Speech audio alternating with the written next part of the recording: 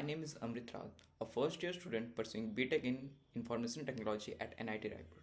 As part of my communication skill video project, I am presenting this self introspection guided by Dr. Anup Kumar Tiwari sir. We spend so much time communicating with others, but one of the most important form of communication is with ourselves. Taking a pause and asking ourselves the right question can help us understand who we are, what we value, and how we want to grow. Today, I'll be answering a series of questions that help me explore my habits, mindset, and aspirations. If today were the last day of my life, honestly, no, I wouldn't follow my normal routine. I wouldn't worry about the assignments, deadlines, or unread messages. I wouldn't stress about small problems that occupy so much of my mind. Thinking this way remind me that life shouldn't be lived on autopilot. It reminds me that every day is precious, every interaction matters, and every moment is a chance to live intensely. We spend so much time worrying about the future that we forget to appreciate the present. But when we remember that time is limited, everything becomes clearer. Relationship matters more than routine. Gratitude matters more than achievement. And presence matter more than productivity. It's a reminder to live life consciously, lovingly, and meaningfully every single day. I think all of us, including me, take many things for granted, especially the things we are used to seeing and experiencing every day. When life is running smoothly, we often don't realize how many blessings and opportunities we actually have. For example, I am fortunate to study at NIT Raipur, a place filled with opportunities for academic growth, learning new skills, meeting inspiring people, and shaping my future. But I don't always acknowledge this privilege concisely. Sometimes I get busy with assignments, deadlines, or stress. I also take the support of my family, teachers, friends for granted at times. These are people who guide me, motivate me, and encourage me when I feel lost. They put efforts helping me grow, but I don't always stop to express gratitude. To change this, I have started practicing reflection, just taking a few minutes each day to think about good things. Saying thank you, appreciating someone's effort, or just being mindful of my blessing help me see life differently. Gratitude not only makes me more positive, it also strengthens my relationship and improves the way I communicate with others. Yes, sometimes I do. If I haven't completed my task for the day or if I'm worried about the upcoming deadline, my mind starts replaying everything at night. Thoughts like did I waste my time today or what if I fall behind makes it difficult to relax.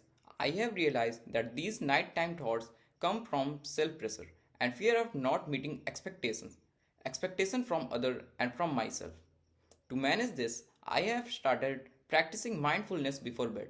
I reflect on what I achieved instead of only thinking about what I didn't. I remind myself that growth is a gradual process and one imperfect day doesn't define my abilities. I sometimes write down my thoughts or plan the next day so my mind feels more organized. Breathing and exercises and gratitude journalizing help calm my thoughts. Ending the day on a positive or reflective note allows me to sleep peacefully and wake up refreshed. If I'm honest, not always. There are days when I wake up feeling energized and ready to be productive. But there are also many days when I wake up late, especially after late night studying or scrolling through my phone. On those mornings, I feel slow, unfocused, and less motivated. Over time, I have realized that my morning energy is closely tied to my night routine. If I stay up unnecessarily late or use screen right before sleeping, it affects the quality of my rest. I end up waking up tired, which sets a negative tone for the entire day. To improve this, I am trying to build a consistent morning routine. Simple habits like waking up at a fixed time, stretching, drinking water, meditating for a small minute, or having a proper breakfast makes a huge difference. Even shifting my mindset, telling myself that each day is a fresh opportunity, gives me more motivation. When I start the morning intensely, instead of rushing or stressing, I feel more ready to take the task ahead. And over time, these small habits are helping me improve my overall productivity and outlook. Not completely, and I am aware of that. My schedules sometimes lead to irregular sleeping patterns, skipped meals, or eating less nutritious food. This not only affects my physical health but also my mental clarity and emotional balance. I have started taking conscious steps to improve this. Eating healthier, drinking more water, getting enough sleep, and doing small physical activities like stretching or walking help improve my energy levels. These small habits create noticeable changes. I feel more focused, more motivated, and more emotional stable. Taking care of my physical health is not just about fitness. It directly influences my confidence, communication, and productivity. This is one of the most complicated questions anyone can ask. Who am I? Isn't something you answer in one sentence. It's something you discover repeatedly throughout the life. At my core, I am someone who is ambitious, curious, and eager to grow. I have dreams that excite me, fears that challenge me, and a determination that pushes me forward, even on difficult days. I genuinely want to make something meaningful out of my life, something that brings pride to the people I love and the purpose to everything I do. But I'm also someone who is still figuring things out. I'm still discovering my strength, understanding my weaknesses, learning what motivates me. Identity isn't fixed. It changes with experiences, failures, victories, heartbreaks, interaction, and introspection. I think of myself as a work in progress, a person evolving through every challenge, shaping myself through every decision, and growing through every setback. I want to grow academically because knowledge gives me direction. I want to grow emotionally because emotional strength gives me stability. I want to grow personally because growth gives life meaning. But also, all I want to remain kind, humble, and true to the values no matter how much success or struggle comes my way. That's who I am. Not perfect, not finished, but evolving every single day. Never trying is far worse.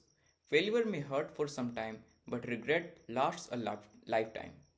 Failure teaches resilience, creativity, self awareness, humility, perseverance, courage. Not trying teaches nothing. It only leaves unanswered what if, silent doubts, and a lifelong sense of missed opportunity. Trying means growth. Trying means courage. Trying means choosing potential over fear. Failure is temporary. Regret is permanent.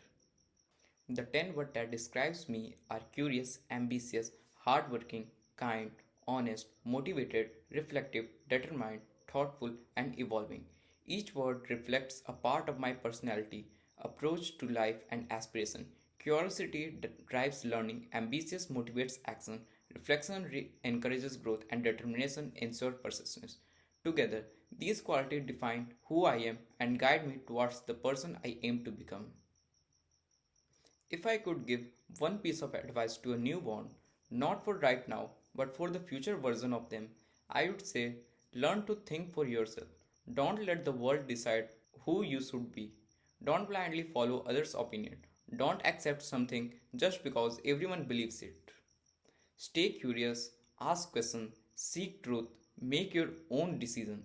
The world will always try to influence you through people, trends, expectations, and pressure. But the strongest, happiest, and the most successful people are the ones who learn to think independently. Critically, thinking is a superpower. It protects you from the manipulation, helps you make wiser choices, and allows you to live a life that feels genuinely yours. Knowing that life has an end doesn't make me sad, it makes me more meaningful. When something is limited, it becomes precious. I would live with more awareness. I would appreciate the people around me. I'd focus on experiences instead of possession. I would forgive faster, love deeper, and complain less. I would express gratitude more often. I would invest time in growth, not comparison. I would choose peace over ego. Mortality remind me to make each day count, not by doing everything perfectly, but by living sincerely. It teaches me that small moments matter, kindness matters, connection matters, and purpose matters. Life becomes beautiful when you realize it wouldn't last forever. Stepping out of my comfort zone doesn't always mean doing something dramatic. Sometimes it's small things, speaking in front of a group, taking responsibility for a project, participating in a competition, or sharing my thoughts openly when I'm unsure how people will respond. Every time I take on a challenge that scares me a little, I'm pushing my boundaries. And even though the beginning feels uncomfortable, sweaty hands, racing heart, nervous thought. The moment I complete it, I feel more capable, more confident, and more prepared for the next challenge. Comfort zones feel safe, but they don't help us grow. Growth happens in discomfort, when we stretch ourselves, when we take risks, and when we face something unfamiliar. Every push expands who I am. Every challenge builds resilience. Every discomfort teaches courage. These moments make me realize that I am stronger than I think, smarter than I believe, and braver than I imagine. When I think about whether I let things out of my control stress me, the honest answer is yes, sometimes I do. Even though I try my best to stay calm and rational, there are moments when I get carried away by the thoughts of what might happen, what could go wrong, and how things might unfold in the future. It's natural. We all want good results. We want our efforts to pay off and we want life to move in the direction we imagine. But the truth is, not everything is in my hand. Exam results, other people's decisions, unexpected circumstances, or random challenges. These things come without warning, and no amount of worrying can change them. And still, as human, we panic, we stress, and we overthink. I have slowly started understanding that when I get stressed about the things I cannot control, I'm not preventing the outcome. I'm only hurting my peace. I'm draining my energy, exhausting my mind, and limiting my ability to respond wisely. So now, I try to separate life into two categories: things I can control and things I cannot control. When I remind myself of these differences, my stress reduces. I feel more grounded, I feel lighter, I start focusing on effort instead of outcome. That shift alone gives me strength and clarity. I have also noticed that when I'm calm, when I'm not panicking about the things outside my control, I communicate better. I speak more gently, I understand others more clearly, and I respond more thoughtfully. Stress tightens communication, calmness opens it. This is not something I have mastered perfectly, but I practice every day. Because the more I focus on things within my control, the more peaceful and powerful my life becomes. When I reflect on whether I'm using my time wisely, I realize that management is something I'm constantly working on. There are days when I feel productive and efficient, when I accomplish most of the things I planned and I end the day with a sense of satisfaction. But there are also days when I find myself slipping into unproductive habits, like scrolling endlessly on social media, watching random videos, or procrastinating tasks that I know are important for my future. These unproductive phases usually happen when I am tired, overwhelmed, or mentally drained. It's not that I don't want to work, it's that something my mind needs rest, but instead of resting properly, I get stuck in distraction. Over time, I have realized that the real issue isn't lack of desire, it's lack of structure. So I have started building simple habits to take control of my time. I plan day in advance, usually the night before. I write down tasks in order of priority and instead of telling myself vague things like I'll finish everything today, I divide my work into smaller, achievable goals, like covering one chapter, solving five questions, or watching one lecture. This small shift makes everything feel more manageable. I'm also trying to reduce multitasking because I have learned that switching between tasks makes me less effective and more stressed. When I focus on one thing at a time, I perform better and complete tasks quicker. Most importantly, I have started viewing time not just something to fill with work, but as something to use meaningfully. A healthy balance of studying, personal growth, social connection, rest, and recreation makes me feel more fulfilled. I may not use my time perfectly every day, but I am becoming more intentional and aware. And that awareness itself is a powerful step. For the most part, I believe I am living true to myself.